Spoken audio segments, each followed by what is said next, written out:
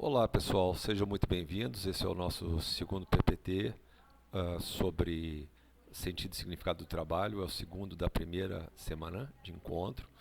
Especificamente, dessa vez nós vamos falar sobre sentido e significado do trabalho, e a ideia é que vocês compreendam ou passem a entender por que algumas pessoas parecem tão deprimidas com aquilo que fazem, ou porque muitas vezes a gente, num trabalho que escolheu, fica deprimido e acha que não está se realizando, ok? Primeiro vamos entender o que é o tal do trabalho. O trabalho é a forma como a gente se relaciona uns com os outros. Quando a gente não faz nada, quando a gente não percebe como um ser útil à sociedade, a gente fica triste. E a gente precisa desse relacionamento, porque o ser humano, como eu já havia dito para vocês, é um ser gregário. Ele precisa do coletivo para existir. O sentido do trabalho não pode simplesmente estar ligado à renda financeira.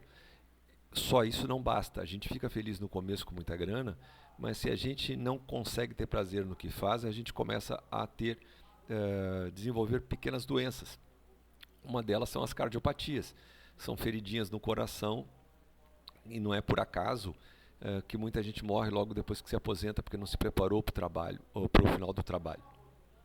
Tudo na vida tem que ter prazer. Até para se aposentar a gente tem que ter prazer, a gente tem que se preparar para isso.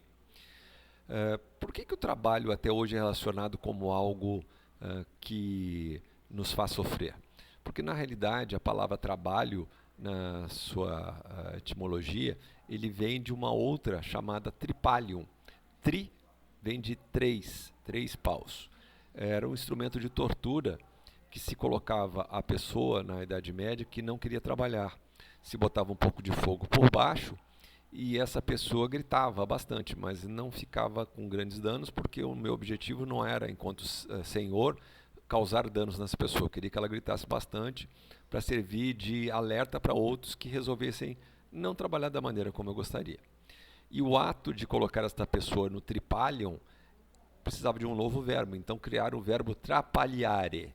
Trapaliare quer dizer torturar. E a palavra trapalhare também deu origem à palavra trabalhar, por isso que muita gente enxerga o trabalho como uma tortura.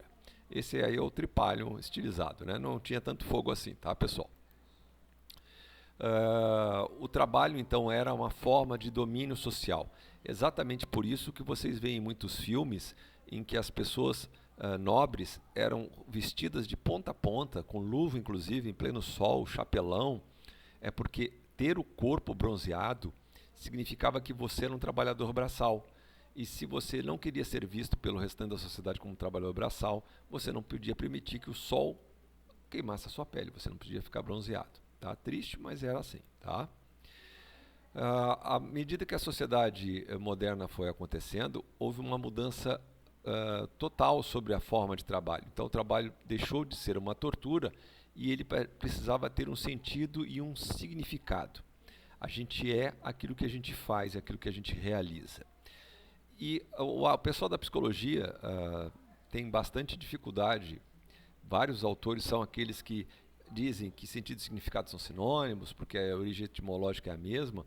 Eu espero tentar, ao final, mostrar a vocês que, na realidade, sentido e significado são palavras que, se juntas, elas ajudam a construir o sentido do trabalho para o homem moderno.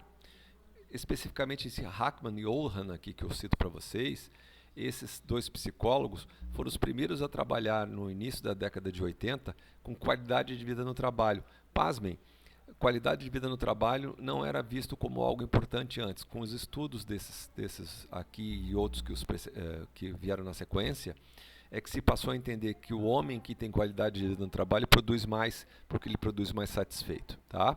Então é um trabalho lamentavelmente recente. Para alguns de vocês parece que a década de 80 é muito lá atrás, mas em termos de mundo do trabalho foi ontem. O Hackman e Oldham, eles defendiam que para ter sentido é preciso que a tarefa que a gente realiza tenha variedade. A gente não pode fazer sempre a mesma coisa, porque a gente se sente um robozinho fazendo a mesma coisa. Tem que ser um trabalho não alienante, significa o seguinte: eu tenho que entender o que eu faço. eu tenho que entender que aquele trabalho que eu faço neste momento vai impactar o trabalho de outra pessoa que vem na sequência ou das pessoas que estão no meu entorno. E, sobretudo, eu também tenho que ter um retorno, tanto dos meus chefes quanto dos meus pares, dos meus colegas, se aquilo que eu estou fazendo está fazendo a diferença. Então, se eu tiver essas três condições, eu tenho a tendência de ter sentido e significado no trabalho.